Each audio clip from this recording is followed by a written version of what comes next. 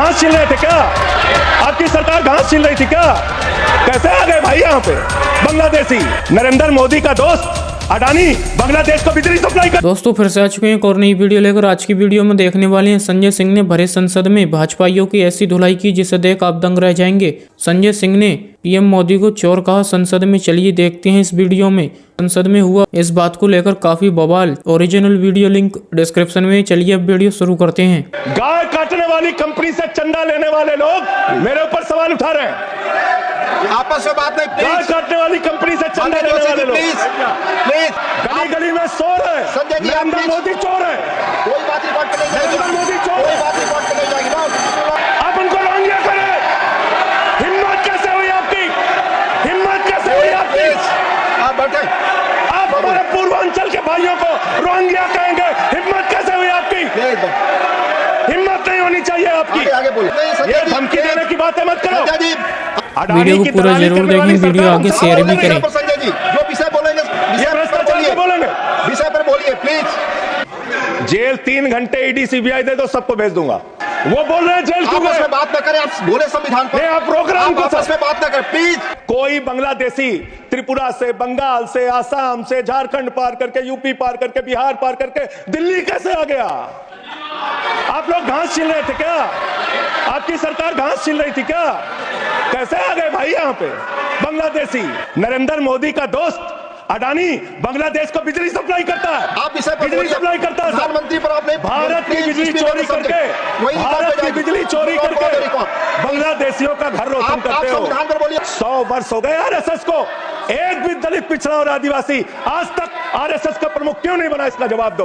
बाबा साहब के संविधान से चलेगा, किसी मोदी और अमित शाह के फरमान से नहीं चलेगा। याद रखना इसको। लेकिन भाजपाइयों को जब दर्शन करना होता है तो ये मस्जिद में भगवान का दर्शन करने जाते हैं। मस्जिद में भगवान का दर्शन करने जाते हैं। मस्जिद में मंदिर खोज रहे हैं पूरे देश के अंदर। अगर इतना ही खोदना है, कल को कोई आके दावा करेगा संसद को खोद दो, कम से कम प्रधानमंत्री की डिग्री मिल जाएगी। बाबा साहब डॉक्टर भीमराव अंबेडकर जी ने जब भारत का संविधान लिखा तो हिंदुस्तान के सभी वर्गों के बारे में सोचा, सबके अधिकारों के बारे में सोचा। भारत कैसे तरक्की के रास्ते पे जाएगा, कैसे आगे बढ़ेगा, इसको लेके भारत के संविधान को बनाया उन्होंने। और उसमें एक एक करके जो संविधान की मूल आत्मा है वो मैं आपके सामने पढ़ना चाहूंगा कि उनकी मंशा क्या थी, हमारे संविधान की मंशा क्या है। संप्रभु राष्ट्र यानी ऐसा देश जो किसी दूसरे देश के प्रभाव के प्रभुता से मुक्त है, अपने सभी निर्णय लेने के लिए पूर्णतः स्वतंत्र है और उस पर किसी बाहरी शक्ति का कोई प्रभाव नहीं होगा। समाजवाद एक ऐसा विचारधारा है जो ये मानती है कि समाज के सभी लोगों तक संपन्नता का हिस्सा पहुंचना चाहिए। धन संपत्ति भी समाज से ही उपजती है, तो उसका बंटवारा भी शांतिपूर्ण और न्यायपूर्ण तरीकों से लोगों के बीच होना चाहिए। लोकतांत्रिक समाजवाद की यह विचारधारा कहती है कि धन समाज के कुछ लोगों तक सीमित नहीं रहना चाहिए। उत्पादन के साधनों पर लोगों का मिला जुला मालिकाना होना चाहिए। यह भारत का संविधान कहता है मान्यवर। और आज क्या स्थिति है भारत की? क्या स्थिति है मान्यवर? मोदी जी के राज में क्या स्थिति है? 5%, देश के 5% लोगों के पास देश की 60% संपत्ति है और देश के 50% लोगों के पास मात्र 3% संपत्ति है। और पिछले 2012 से लेकर अगर 21 तक का आप रिकॉर्ड इनका देखेंगे तो 40% संपत्ति 1% लोगों के पास गई है।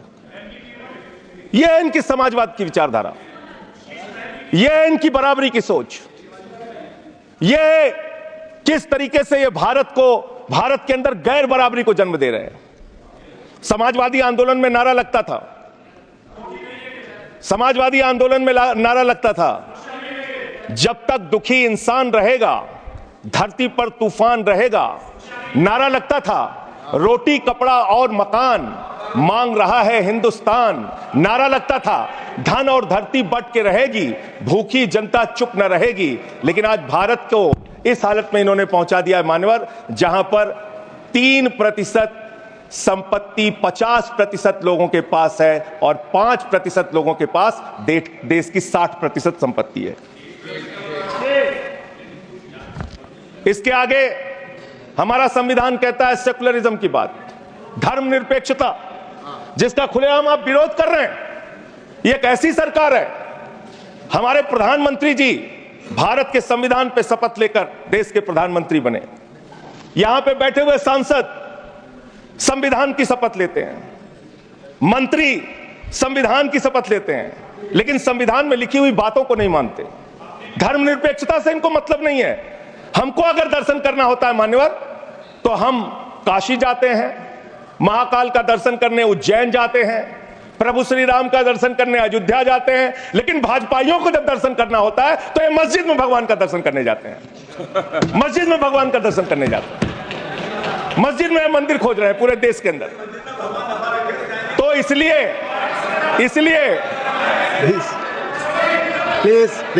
मान्यवर, इसलिए मैं इनसे कहना चाहता हूं, घबराओ मत, सीट पर चीखना चिल्लाना शुरू कर देते हैं। जैसे ही बोलता हूं चीखना चिल्लाना शुरू। मान्यवर, ये भारत खोदो योजना चला रहे देश में, भारत खोदो योजना। अरे मैं कहता हूं अगर इतना ही खोदना है, कल को कोई आके दावा करेगा संसद को खोद दो, कम से कम प्रधानमंत्री की डिग्री मिल जाएगी, उसका तो पता चल जाएगा कहां है। संसद खोद दो, ये भारत खोदो योजना बंद करो, इससे देश का विकास होने वाला नहीं है। अब देखिए टोका टोकी करेंगे। बोलिए ना, बोलिए, आप क्यों उधर बात कर रहे थे? अभी ये लोग जब बोल रहे थे मैं चुपचाप सुना। हाँ बोलिए।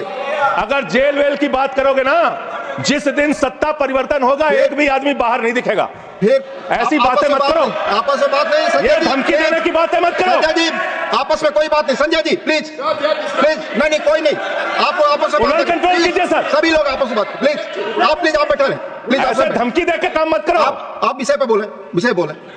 अडानी की दलाली करने वाली सरकार हमसे सवाल कर रही है। विषय पर संजय जी जो विषय बोलेंगे, भ्रष्टाचार बोलेंगे, विषय पर बोलिए प्लीज, विषय पर बोलिए प्लीज। अडानी की दलाली करने वाले लोग हमसे सवाल करेंगे। जेल 3 घंटे ईडी सीबीआई दे दो, सबको भेज दूंगा। चलो दे दो ईडी सीबीआई। आप बोलते हैं, प्रवोक करते हैं, ये सब चीजें नहीं जाएंगी, रिकॉर्ड पे प्लीज। वो बोल रहे हैं जेल क्यों गए? आपस में बात न करें, आप बोले संविधान पर, आप प्रोग्राम को आपस में बात न करें प्लीज। आप इस तरह टिप्पणी नहीं कर सकते माननीय सदस्यों पर, वो चीजें रिकॉर्ड में नहीं जाएंगी। इस तरह की टिप्पणी सदस्यों पर एक दूसरे पर करना, प्लीज आप विषय पर बोले। सर सर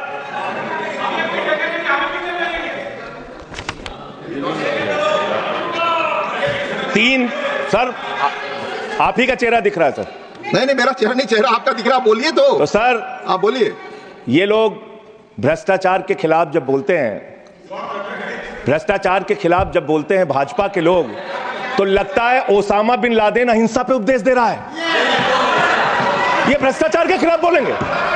3,02,000 करोड़ रुपए का ठेका इन लोगों ने इलेक्टोरल बॉन्ड के नाम पे लिया सर। 3,02,000 करोड़ रुपए का ठेका इन लोगों ने इलेक्टोरल बॉन्ड के नाम पे दिया है। विषय पर प्लीज सर, विषय पर बोलिए सर। जो आप मालूम है कि विषय पर बोले। गाय काटने वाली कंपनी से चंदा लेने वाले लोग मेरे ऊपर सवाल उठा रहे हैं। आपस में बात नहीं, गाय काटने वाली कंपनी से चंदा लेने वाले लोग, प्लीज। ये मंत्री का चुनाव है। आप विषय पर बोले संजय सर। देश के अंदर एक चुनी हुई सरकार है, ये मंत्री है सरकार के। बच्चों शांत हो जाओ, बच्चों हल्ला मत करो, बच्चों शांत, बच्चों हल्ला मत करो, बच्चों शांत। मान्यवर ये हमारा टाइम खाने की कोशिश कर रहे हैं। दिल्ली के अंदर चुनाव होने जा रहा है। चुनाव भारत के संविधान का एक बड़ा पर्व माना जाता है। संविधान ने हमें ताकत दी, अपने हिसाब से विधायक चुनिए, अपने हिसाब से सांसद चुनिए, वही मंत्री बनता है, मुख्यमंत्री बनता है, प्रधानमंत्री बनता है। दिल्ली में चुनाव क्या हो रहा है? दिल्ली में कैसे चुनाव कर रहे हैं लोग? ये महाराष्ट्र और हरियाणा का प्रयोग, चुनाव घोटाले का प्रयोग दिल्ली में करना चाहते हैं। और वो कैसे करना चाहते हैं? ध्यान से सुनिएगा सर, प्लीज। दिल्ली के अंदर ये चुनाव घोटाले की मैं रिपोर्ट लेके आया हूं। ये रिपोर्ट आज पूरे देश को पता होनी चाहिए। दिल्ली में जो चुनाव करा रहे हैं मान्यवर, ये घपले से जीतना चाहते हैं। शाहदरा में भारतीय जनता पार्टी के एक पदाधिकारी ने 11,008 वोट कटवाने की अर्जी दी। जनकपुरी में भारतीय जनता पार्टी के 24 कार्यकर्ताओं ने 4,874 वोट कटवाने की अर्जी दी।